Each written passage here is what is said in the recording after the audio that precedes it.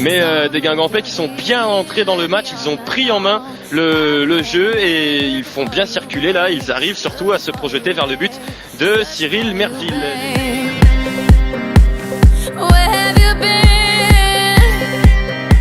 C'est finalement dégagé par la défense nîmoise. 2 contre 3 joué là. Bonne intervention de Belougou qui vient freiner la contre-attaque nîmoise. Attention, le bon ballon de Granic pour Stivagui sur le côté gauche face à Babiloni. Il est en position de frappe. Quel retour! Attention Granic. Il a manqué un peu son contrôle de la poitrine. La frappe, le but!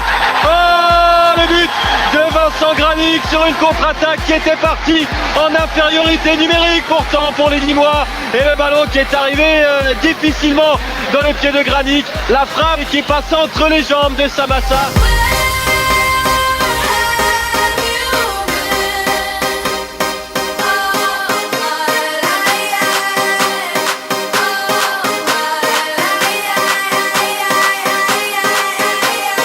Lionel Matisse pour le petit ballon, il est mauvais ce petit ballon de Matisse en direction d'Yatabaré ou de Charlier devant, et le ballon récupéré au niveau de la ligne médiane par les Nîmois. Agui pour le long ballon, il y a Koné, Robaille, deuxième but pour Robaille, il était à 2 doigts de reprendre un centre il y a 30 secondes, et bien là on n'a pas été vigilant du côté de Belougou et de Martin Ferreira, et Robaille qui de l'extérieur du pied a placé ce ballon à gauche de Mamadou Samassa dans son petit filet. Et pour la deuxième fois cette semaine, Guingamp se retrouve mené de 2 buts en seconde période.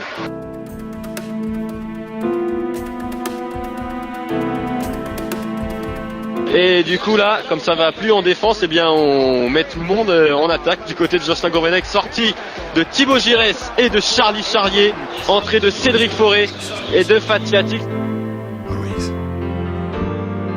Different possibilities, different things. You try something, it doesn't work. Try something else. Always. Allez, Attic peut-être, Attic pour le centre, Attic la tête de Yatabaré, réduction du score de Guingamp, 7e but cette saison pour Moustapha Yatabaré qui enquille les pions dans ce début de saison. Et bien voilà, coaching presque parfait pour Jocelyn Gourvenec puisque c'est Fatiati qui vient d'entrer en jeu, qui vient déposer ce ballon sur la tête de Yatabaré. On n'affronte pas le danger, on ne peut pas le surpasser.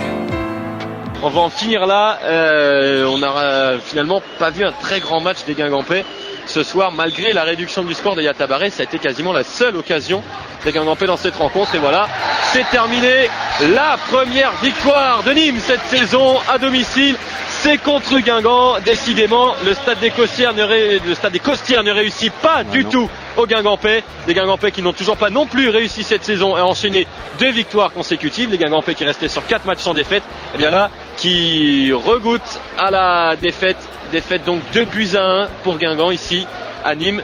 Et bon, c'est pas forcément volé non plus.